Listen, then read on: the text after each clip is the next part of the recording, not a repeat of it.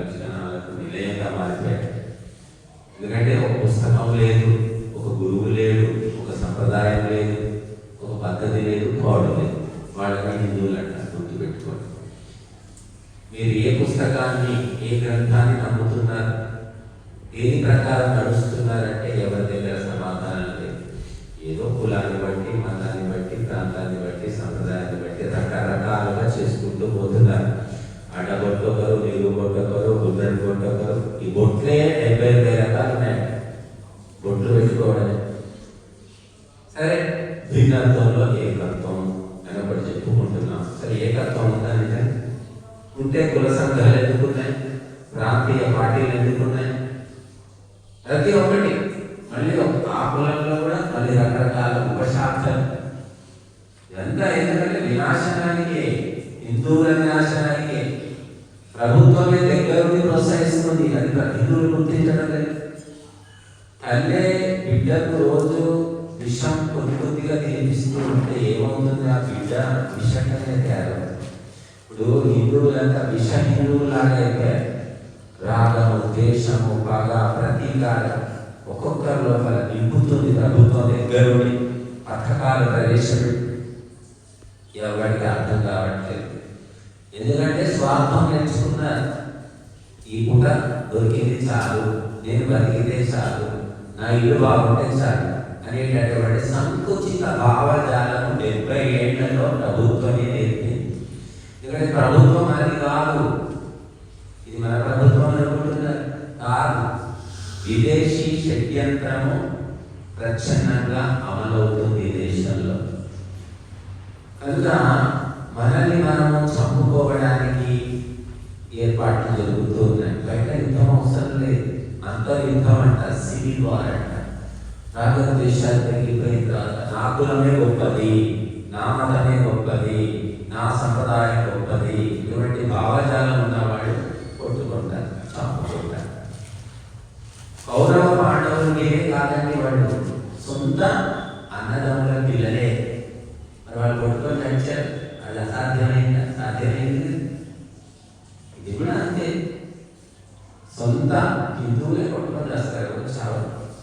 ఎందుకంటే ఎవరి దగ్గర విశాలమైన భావన లేదు. లేదు అంటే చెప్పడం లేదు. గుడిలో చెప్పడం లేదు, బడిలో చెప్పడం లేదు, రాజ్యాంగంలో లేదు, ప్రభుత్వంలో లేదు. అందరికీ పేదవాడికి సహాయం చేయాలంటే దానికి ఒక ముద్ర వేయాలి, ఒక లేబుల్ వేయాలి. చెప్పడం ఆలోచించండి. ఒక పేదవాడు, అసహాయుడు, దళితులు, అతిథులు, బీదవాడు, పిరికివాడు, చాతగాని వాడు, వికలాంగులు, రకరకాలు ఉన్నారు సమాజంలో. వెనుకబడ్డ వర్గాలు అన్ని కులాల్లో ఉన్నారు, అన్ని ప్రాంతాల్లో ఉన్నారు. వాళ్ళ సహాయం చేయడానికి వాళ్ళని విభజన చేయాలి. ఎస్సీ, ఎస్టీ, బీసీ, ఓసీ ఇలాగా 4 విభాగాలు చేశారు. చేసి డబ్బు ఉన్నవాడైనా వాడు ఎస్సీనే. ఇప్పుడు మన రాష్ట్రపతి ఎవరు? ముర్ము ఎవరు? ఎస్టీ. ఆమె ఎస్టీయే, ఎప్పటికీ ఎస్టీయే. ఆమె ప్రధాన రాష్ట్రపతి అయింది. అంతకుముందు పెద్ద పెద్ద పదవులు అధిష్ఠించింది. ఒక టీచర్గా కూడా పనిచేసింది. అయినా ఆమె ఎస్టీ, ఎప్పటికీ ఎస్టీయే. ఇది మన దేశ రాజ్యాంగం. గుర్తుపెట్టుకోండి, దొంగ రాజ్యాంగం. మరి మన శాస్త్రాలు ఏం చెప్తున్నాయి? వాల్మీకి ఎవరు? బోయవాడు. బోయవాడు అంటారు, బోయవాడు అంటారు కదా. వాల్మీకి ఋషి అంటాం మనం. అంటే వాల్మీకి యొక్క గుర్తింపు మారిపోయింది మన శాస్త్రాల ప్రకారం. కానీ రాజ్యాంగం ప్రకారము రాష్ట్రపతి అయినా గుర్తింపు మారదు, ఎస్టీఏ ఉంటుంది. ఇంకొకటి కావడానికి వీలు లేదు. ప్రధానమంత్రి ఎవరు? బీసీ. చెప్తున్నారు అందరు కులాలు చెప్తున్నారు. మరి రాముడు ఏ కులం? కర్ణుడు ఏ కులం? ఏ రకంగా వాళ్ళకి రిజర్వేషన్లు ఇచ్చారు ఎవరైనా? జేసుదాస్ ఎప్పటి సంగతి అవసరం లేదు. జేసుదాస్ పాటలు పాడతారు, అందరికీ తెలుసు. ఆయన ఏ కులం? ఏ రిజర్వేషన్ తోటి అంత గొప్ప గాయకుడు అయ్యాడు? చెప్పండి. ఇళయరాజా ఎవరు? ఒక ఎస్సీ. ఆయన ఎస్సీ కార్డు పెట్టుకొని గొప్ప సంగీత దర్శకుడు రాలేదు. మనిషి ముందుకు పోవడానికి, బాగుపడడానికి ప్రతిభ కావాలి, కులం కాదు. కానీ ప్రభుత్వమే దగ్గరుండి కులాల పేరిట ముక్కలు చెక్కలు చేసి పేక ఆట ఆడుతుంది, జూదం ఆడుతుంది, విభజన చేస్తుంది, రాగద్వేషాలు రేకెత్తిస్తుంది. ఇది ఎవరు అడగడం లేదు, ఏ మేధావి అడగడం లేదు, ఇక్కడ మేధావులే లేదు, అంతా కూడా డబ్బులు అమ్ముడిపోయినటువంటి మేధావులు తయారయ్యారు. ఎవరికి అవసరం లేదు, మామూలు వాళ్ళకి అవసరం. కాబట్టి చెప్తున్నాం, కాబట్టి ప్రజలంతా నిలదీస్తే, ఉద్యమిస్తే వ్యవస్థ మారుతుంది, రాజ్యాంగం మారుతుంది, ప్రభుత్వం మారుతుంది. కానీ ప్రజలకి ఏమిటంటే ఈ పూట ఏమనుకుందాం, ఏం తింటాం, ఏం దాచి పెట్టుకుందాం, ఏం సంపాదించాలి, ఇదే తెలిసాలి. ఈ పిల్లలందరికీ స్కూల్లో నేర్పేదే చదువులమ్మా, అక్కడ ఏమి ఉండదు. నీ బొట్టను నింపుకో, బానిస బతికేలా బతకాలి, సర్వెంట్ జాబ్ అన్నమాట. జాబ్ అంటే ఏదో కాదు, చెప్పినట్టు వినాలి, అలా తయారు చేయడం. వీధి కుక్క ఉంటుంది, వీధి కుక్క చెప్పినట్టు వినదు, దాన్ని ట్రైనింగ్ ఇచ్చి ఏం చేస్తాము, చెప్పినట్టు నేను ఇంటి కుక్క చేస్తాను. మరి ఇంటి కుక్క అంటే ఆహో అంటాం, వీధి కుక్క ఎవరి లెక్క చేయాలి. జాబ్ సిస్టమ్ ఏంటంటే నేను బానిసగా తయారు చేయడం, నోరు ఎక్కకుండా నోరు మూసుకొని చెప్పింది నేనేటట్టు తయారు చేస్తాను. ఇప్పుడు సైన్యంలో ఎవరున్నారు, పోలీసులు ఎవరున్నారు, హిందువులా వేరే వాళ్ళు ఉన్నారు, చెప్పండి చెప్పండి. హిందువులు ఉన్నారు. ఈ హిందువులైన పోలీసులు కానీ మిలిటరీ కానీ మత కలహాలు జరిగాయి, ఇంకేదో కలహాలు జరిగాయి అనుకోండి, వచ్చి ఎవరిని అంటారు, హిందువులని అంటారు కదా. ముస్లింలు పోయినట్టు ఎక్కడైనా ఉందా అంటే మన హిందువులే ఉద్యోగాల పొంది డబ్బులు తీసుకున్నట్టు మనల్ని అంటున్నారు. ఎంత చక్కగా ఉంది. బ్రిటిష్ గవర్నమెంట్ లో కూడా జరిగిందే. ఆంగ్ల ప్రభుత్వంలో 90% హిందువులేనండి ఉద్యోగాలు, 10% ఇంగ్లీష్ వాళ్ళు ఉండేవాడు, అంటే ఆఫీసర్లుగా. వాడు చెప్తే వీడు మనల్ని తన్నేవాడు, చంపేవాడు. ఇప్పుడు అదే జరుగుతుంది, మాకేం లేదు. కాబట్టి వాస్తవం ఏం జరుగుతుందో అర్థం చేసుకోండి. ఇదంతా ఎందుకు చెప్తున్నానంటే, పిల్లల్ని ఇంట్లో పెట్టి గప్ప కింద కోడి పిల్లలాగా పెంచకండి, సత్సంగం అవుతుంది. ఇటువంటి ధార్మిక కార్యక్రమాలను ఎందుకు తీసుకురావట్లేదు చెప్పండి, ఎందుకు రావట్లేదు? ఈ పిల్లల్ని ఎందుకు తీసుకురావట్లేదు? హోంవర్క్లు అంటారు, క్లాస్ వర్క్లు అంటారు. ఒక బానిస బతుకు బతకడానికి లక్షలు ఖర్చు పెడుతున్నారు. ఎవరు నిలబడరు. ఏ ధార్మిక కార్యక్రమంలో సత్సంగంలో పిల్లలు ఉండరు.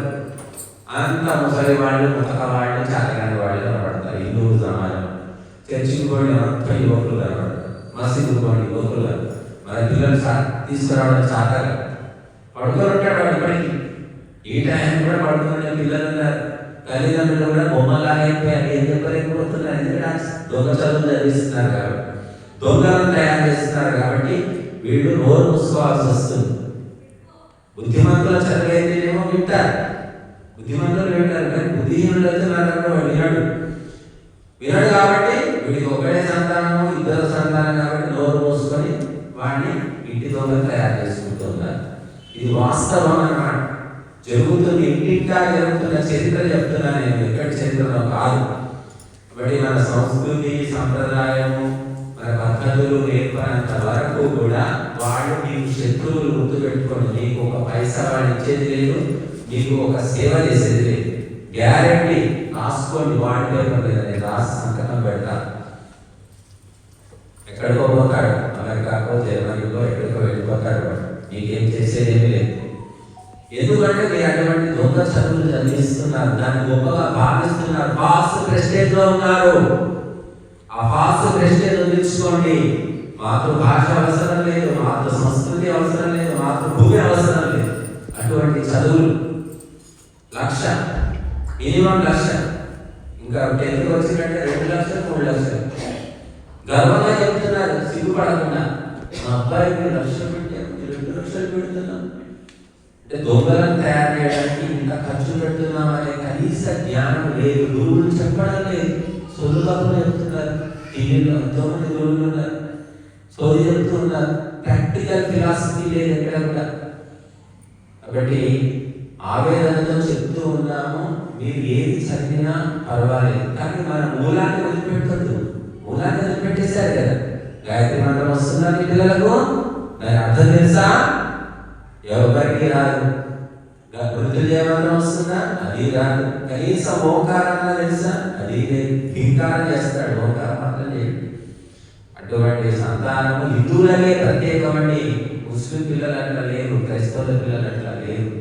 చిన్న చిన్న పిల్లలు కూడా వాళ్ళు బైబిల్ చెప్తున్నారు, వాళ్ళు ఖురాన్ చెప్తున్నారు. చిన్న పిల్లలు చూడండి, వీటికి గమనించండి. మన పిల్లలు ఎందుకు తయారవుతున్నారంటే తల్లిదండ్రులే బుద్ధి లేదు. ఇక పిల్లలకి ఎక్కడికి వస్తుంది? తండ్రికి ఏమో సంపాదన పిలిచి, తల్లికి ఏమో సీరియల్ పిలిచి ఏం చెప్తారు పిల్లలకు? చెప్తే దమ్ముందా, శక్తి ఉందా? చెప్తే వినట్లేదని చెప్తున్నారు. ఎప్పుడైనా పోయి అడిగాడు, వినట్లేదండి మా పిల్లలు, వినట్లేదు. ఎందుకు వినరు? ఏ గుడి చిలక ఆ గుడి పలుకు పలకాలి. ఎందుకు వినలేదు అంటే మీకు ప్రవర్తన సరిగ్గా లేదు, చెప్పే విధానం సరే నేను వినట్లేదు. మా దగ్గర పంపండి, సెలవులు వస్తాయి, దసరా సెలవులు వస్తున్నాయి, ఎండాకాలం సెలవులు వస్తున్నాయి, ఊరంతా తిరుగుతున్నారు. మామ ఇంటికి, అత్త ఇంటికి, అమ్మమ్మ ఇంటికి. గురువుల దగ్గర ఎందుకు పంపట్లేదు? సమాధానం లేదు. చేసేవారికి పాడు పనులు, చెడగొట్టే పనులు. పిల్లలు వినట్లేదు, చెప్పారంటే నేనందరూ చూశారు. 300-400 నుంచి జరుగుతుంది టీవీలో ప్రత్యక్ష ప్రసారం. హైదరాబాద్లో గుగుడుపల్లి అక్కడ 10వ తరగతి అబ్బాయి 10 ఏళ్ళ అమ్మాయిని 20 సార్లు కత్తిపోటు వచ్చి చంపేస్తాడు. పక్కింటి అబ్బాయి ఎందుకంటే క్రికెట్ బ్యాట్ దొంగిలించడానికి వచ్చాడు.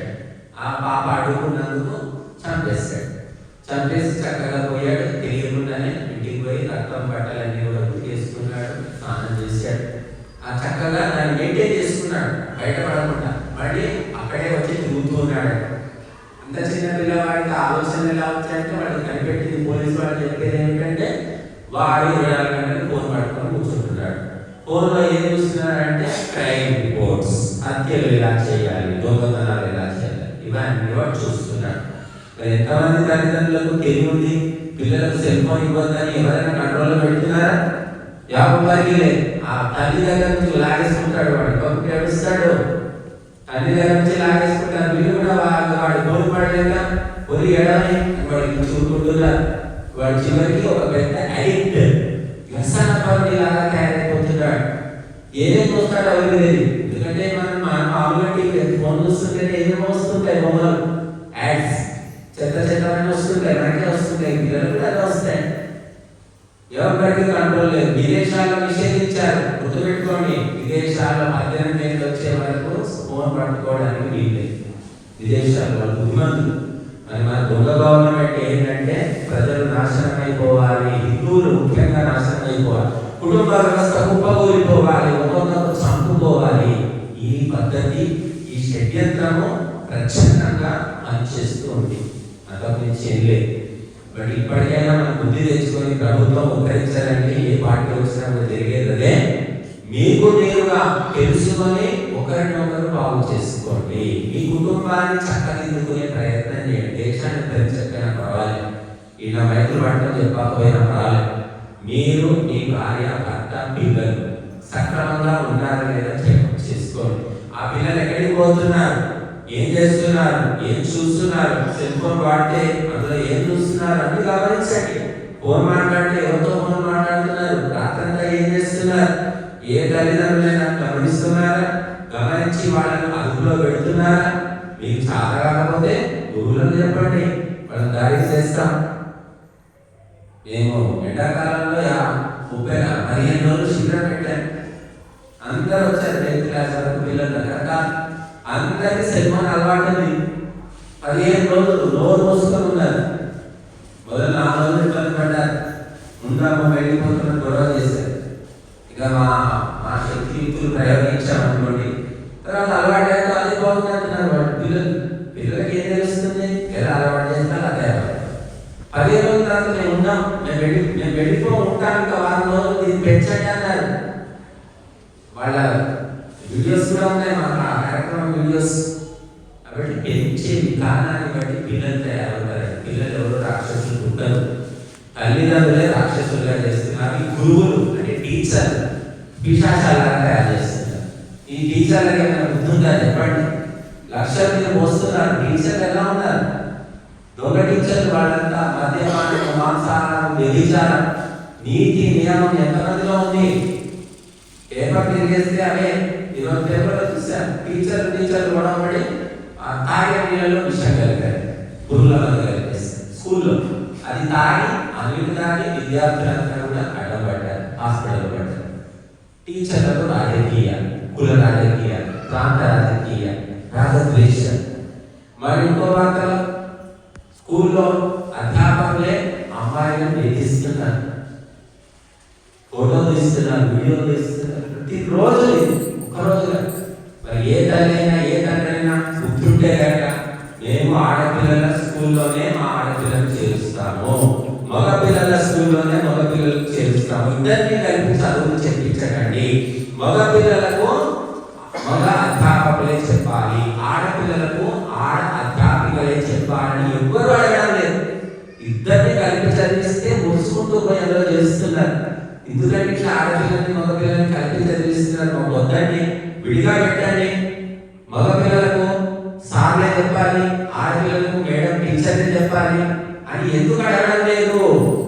అడగడానికి టైం ఎక్కడ ఉంది? ఆలోచన ఉంది కదా.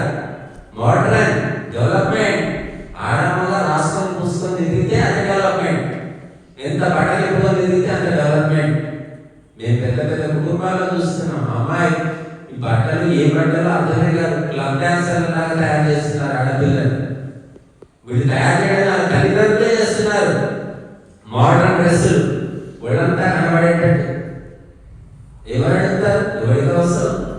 మేమలాంటి వాళ్ళు వెళ్ళినా కూడా గమనిస్తాము, చెప్తే వినేవాడు ఉంటేనే చెప్తాము. ఇప్పుడు వినడు ముందుగా అనుకుంటే ఎందుకు చెప్తాం? మాకేమవసరం, మా పని గురించుకొని వెళ్ళిపోతాం. అలా ఈ రకంగా హిందూ సమాజం ఏమంటే వేరే వాటి గురించి చెప్పట్లేదు, హిందువులే ప్రశ్నపెట్టిపోయాయి. ఎందుకంటే హిందువులకు ఒక శాస్త్రం లేదు, వేదం లేదు, గురువు లేదు, డబ్బే పరమావధి. డబ్బు డబ్బు డబ్బు డబ్బు పిచ్చిలో సర్వనాశనం అయిపోతున్నారు. చివరికి ఆ డబ్బు పిచ్చి ఎంతకు వచ్చిందంటే భార్య అకౌంట్ వేరే, భర్త అకౌంట్ వేరే, ఎవరికి వాళ్ళు లేదు. డబ్బు విషయంలో చూడండి అంత వచ్చింది. కాబట్టి ఇంకా చెప్పాలంటే బోలెడు పురాణం ఉంది. బుద్ధిమంతులు తెలుసుకొని జాగ్రత్త పడి మీరు దేశాన్ని ధర్మాన్ని కూడా చెప్పైనా పర్వాలేదు, మీ వంతు మీ కుటుంబాన్ని చక్క చేసుకోండి, బాగు చేసుకోండి. అది మీరు దేశానికి చేసే గొప్ప సేవ ఈ యుగానికి, ఈ కాలానికి అని నేను అనుకుంటున్నా. ఓం శాంతి.